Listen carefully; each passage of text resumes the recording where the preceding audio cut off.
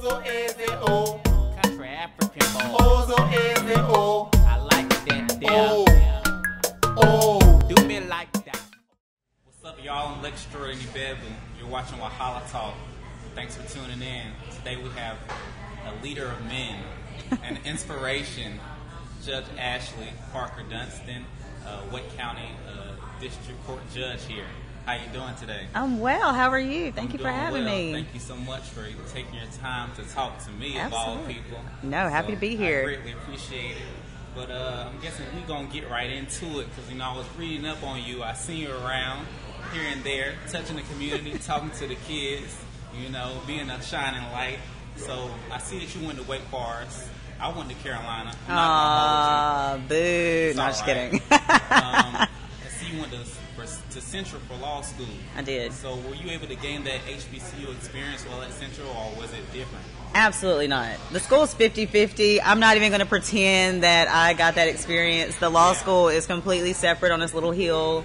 And you know how law school is. I mean, you are just focused and diving in. And so I wish I could have had that HBCU experience, but I had a great experience at Central Law. It seems like it did you well and gave you a good circle. Absolutely. So I saw that you were a prosecutor, right? Yes. In Wake County, is that correct? Yes. So I know that we need more African American prosecutors. How do you feel, you being African American and you be a woman, that alter your purview as a prosecutor here in Wake County? Well, I'll tell you, first of all, that was the job I wanted whenever I decided that I wanted to go into law. I always wanted to be a prosecutor. I felt like that's where I could make the biggest impact in the community.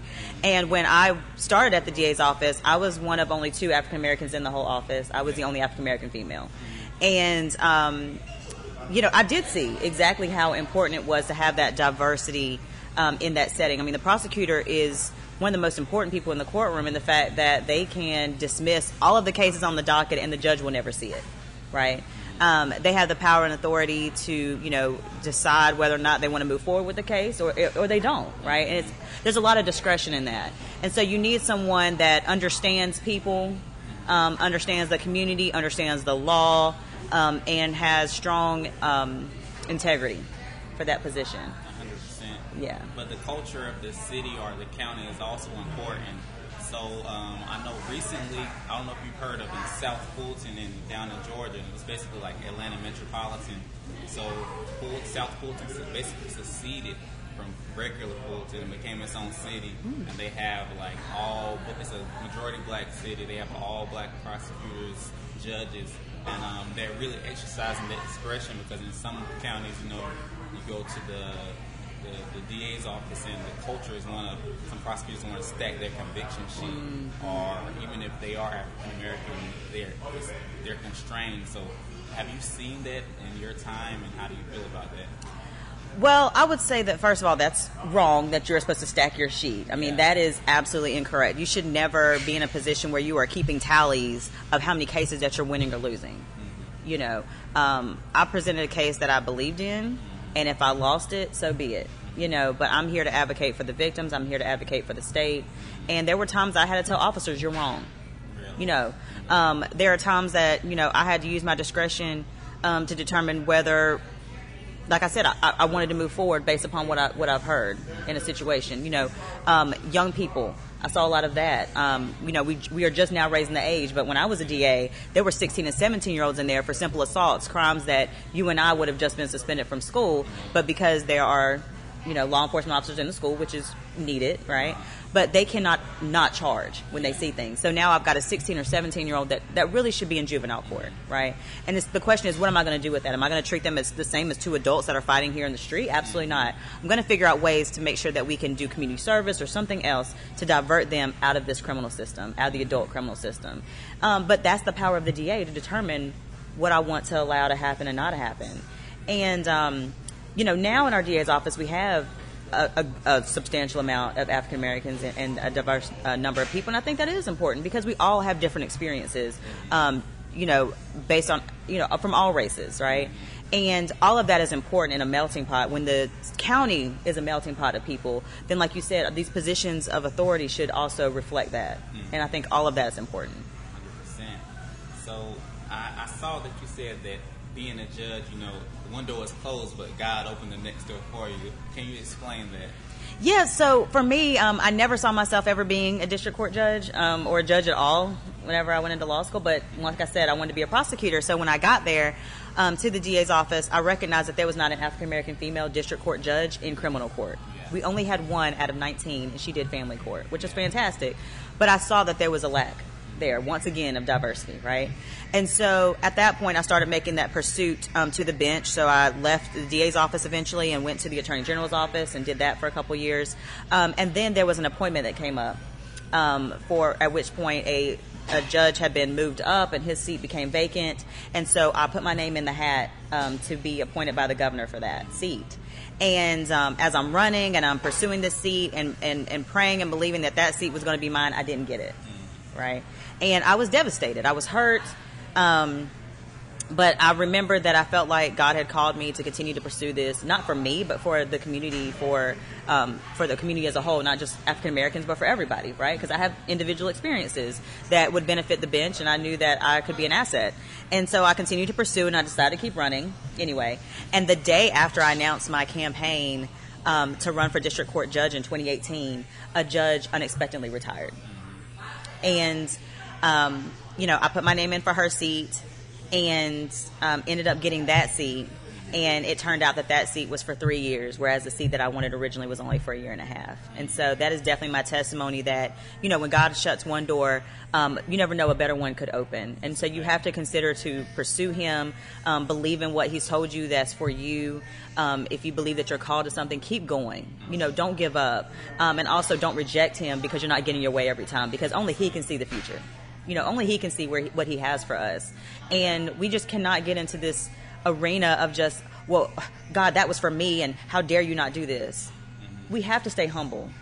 We have to stay focused and steadfast in him and allow him to move in the way that he needs to. You always got to look at the bigger picture. Yeah. Something we say in the street, we say, don't ever trip yourself out in the street. That's right. So, you always got to stay with that. That's right. And God doesn't reveal everything to us because we mess it up.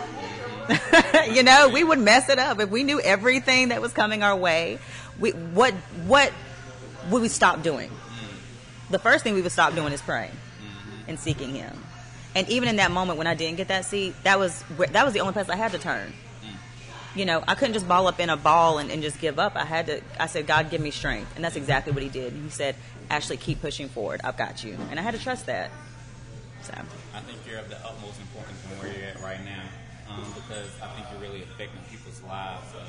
I'll give you an example. I had a young girl just turned 20, just had a child. It was a domestic violence case in which she was defending herself, and I forced the bond hearing, and the bond was $500,000. So they dropped it down to like $300. Forced the bond hearing again. I was trying to get it down because drop it down to $300. That doesn't mean anything for my client. And the judge, who didn't want to change a district court judge's opinion, and he said no. Then I forced another bond hearing for another judge who was a woman. She said, yes, we're going to finish this up right now. So, I always say it's because women have more sense. So, because I have no idea why he did that. My heart was broken. I mean, I was in court giving a civil rights speech or something on this girl.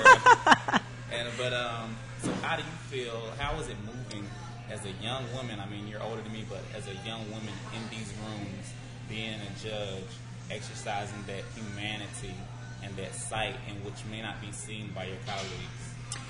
Yeah, I mean, I was 30 when I was appointed. I was 24 when I started practicing law, and I think that it really made me grow up a lot faster. I'm not perfect by any means. I'm not even going to pretend like I am.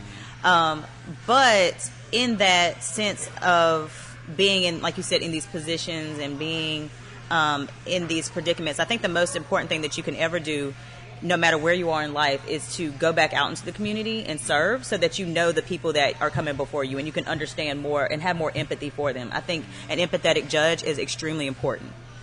For me, the most important thing is being a rehabilitative judge, right? I want to figure out what is the issue with this person to make sure that this person does not come back before me again. I see my job as hopefully I will not have one day, right? Because there will be so little crime.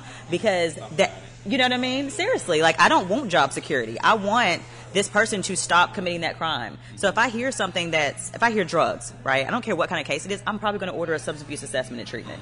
Jail is not for everybody, right? Fines are not for everybody. You have to look at that individual and figure out what is the most important, what is the best way that I'm like, help me help you, right? What is the thing that's going to keep you from coming back in here, and let's work together as a team. And that's how I see my job. And I don't know if that's because I'm young. I don't know if it's because I'm a millennial. I don't know if it's because I'm in my Bible every day so I can make sure that I stay sane. You know, but I think it's a lot of different factors. And I think that more than anything, you know, I grew up from Hickory, North Carolina.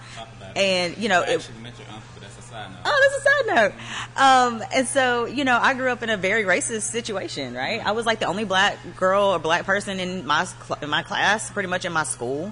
My teachers, you know, tried to keep me back. Thank God for my parents who continued to push and say, no, my daughter will be in this, my daughter will be in that. When I wanted to go to Wake Forest, my favorite teacher said, good luck with that. You know, so I've dealt with a lot. I dealt with a little girl that told me I couldn't come to her birthday party because I was black.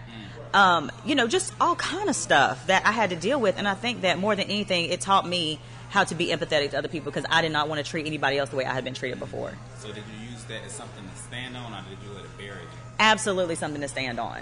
You know, I take the fact that people underestimate me as my secret weapon. By all means. I mean, I've used that my entire life, especially as an attorney. You know, I've had attorneys question me, question my authority. I mean, even before as a judge, they've asked me if I'm a secretary. They've asked me, you know, I've been standing in court for a calendar call. They've completely overlooked me and said the AG's office didn't send anybody. You know, and my such and such is paralegal. I have had so many instances of that. And so the thing that's most important to me is, number one, women empowerment. Right, for us as women to recognize that we are strong and that we can be in these positions, but also as an African American female to let other women know, African American women know, that do not let anybody hinder you or tell you what you are. You know what you are. You know, you are strong, you are capable, and little girls, especially little black girls, be proud of who you are. Continue to push forward. Continue to know what God has created you to be. Because if I had let that teacher tell me good luck with that, I would have never applied to Wake Forest because I would have believed what she told me. And I would not believe what the enemy has to say about me, and I don't need any other little girl, not my daughter, not any other little girl, little boy, believing what the enemy is saying about them. How many young kids have believed what that teacher said? A lot. A lot. And so the question is, what can we do as people that are attorneys or in any role that we're in? What can we do? Number one, we need to get into these schools. We need to get into these boys and girls clubs. We need to get out into the community, and we need to be that voice in those children's head to remove what their parents are saying. It's not even just, I mean, what I'm seeing in family court, it's the parents sometimes. It's not just the teachers. Psychological. Absolutely. We have got to get in there and change this narrative because this is what's happening. It's just going to get worse. These kids are not going to believe in themselves. They're going to believe what somebody else is saying. And then guess what? We're in a situation with drugs. We're in a situation with them dropping out of school. We're in a situation with them not becoming the potential that they have. So you said you had a daughter. You have a little boy also? Yes. So how do you feel raising a little boy as being part of the criminal justice system? A black boy that's going to be a black man in about 3-4 years. Absolutely. Absolutely. I am hopeful for him. And I will continue to be hopeful for him that because of the strides that I'm making, that other people are making, that we continue to push forward despite what the people trying to hold us back, that we will make a difference so that my little baby and every other little baby would not have to go through what's happening right now. But at the same time, I will educate him, right? And I continue to go out into schools to educate our children on the criminal justice system so that they're familiar with it and they're not afraid, so that they know what their rights are, so that they know what's happening. And as long as we continue to have this conversation and continue to bring it to the forefront, my hope is that a change will come. Because a change is happening now from where it was when our parents, you know. And so that's what we continue, is to be hopeful that change will continue to move forward. But it takes all of us working for that to happen. So 2 side notes. One, I know that you worked at the AG's office. Was that under Roy Cooper or Josh Stein? That was under both. Okay, you did that then. So, you know, I worked there, but I was on a contract associate attorney. You what, deputy attorney general? No. I was just attorney general. I was just an assistant attorney general too. I was not anything important. And I see you wearing the cancer pin. What Yes. significance is that to you?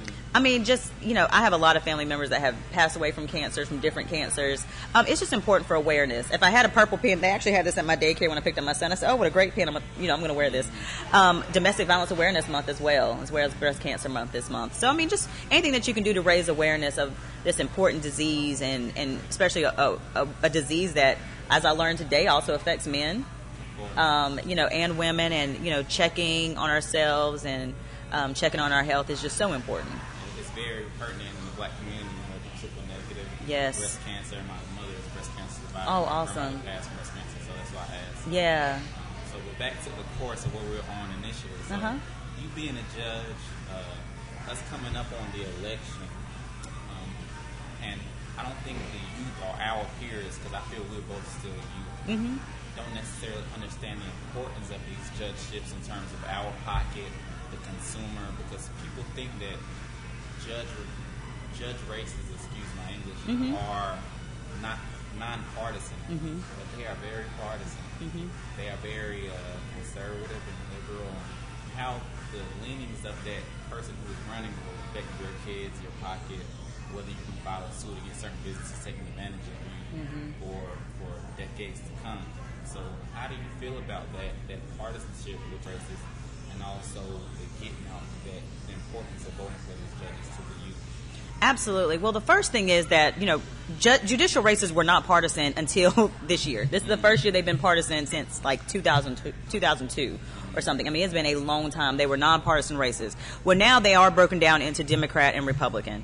And I would say the bulk of, I have to be careful what I can say and can't say based on, judicial conduct. But what I will say is that your judge could be a Republican or a Democrat by name. But more importantly, the question is, are they following the law? Are they treating people with respect? Are they fair and impartial? Right? Because you could have one from either party that is not any of those. Right? That is the most important thing, because people care so much about presidential elections and every other, big ticket elections on those years where those are on there. And they have got to care about our local elections, and they've got to care about our judges, because while you may think that you will never end up in the courtroom, you never know. While you may not be the defendant, you could very well be a victim. Someone could break into your home. You could end up having a divorce or a child custody or a child support dispute. You could have all types of issues that you could never, like you said, a business dispute, things that you would never even think of, eviction. You just never know where you're going to end up, and guess who you're going to have to appear in front of? That judge that's on that ballot that you completely did not flip over on the back or take the time to educate yourself on this person. Is that judge, like I said, fair? Are they treating people with respect? The courtroom is open and free. You are more than welcome to come and watch any of us at any time and see. It is for the public. It is your courtroom. It is your courthouse to come and see the work of the people, to come and see what these judges are doing, right? You can go to our websites. You can go to our Facebook pages. You can research us and see, are we in the community? Are we just working 9 to 5 and leaving? Or are we going out and doing more? And I think that all of that is important, because when our kids are seeing, like I said, I want to be an accessible judge. So I want kids to see me and say, I can do that too.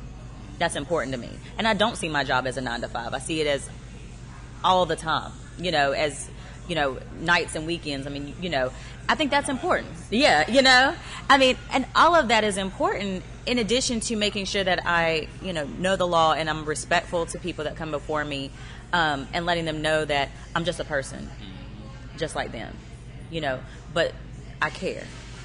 I really, really care about people, and that's why I wanted this job. So, what's on the vision board? Today is tomorrow. Let's be honest. Today is tomorrow. And a wise man moves with eyes ahead of them and not behind. So, is there vision? Is there anything you can tell the people what's on the vision board? Or are you keeping it to yourself? Or are you just walking on faith? But even when you walk on faith, God has a plan. And I'm sure you are privy to that plan if you are spiritual within yourself. So, great question.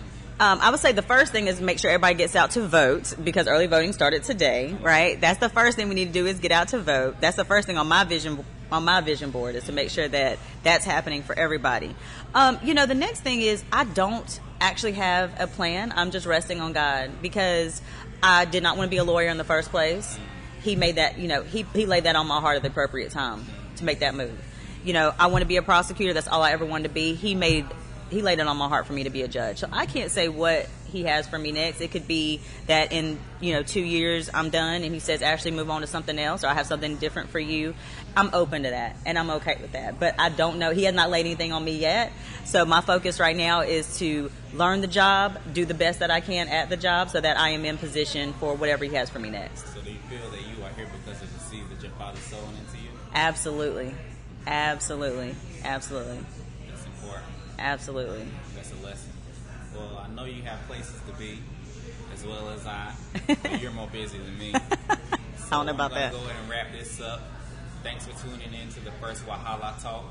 I'm Lex Jordan Ibebe. This is Judge Parker Dunston. Look her up. She's an inspiration to me as well as you. And until next time, peace. Thank you. Ozo eze o. Country African boy. Ozo eze o. I like that. Oh.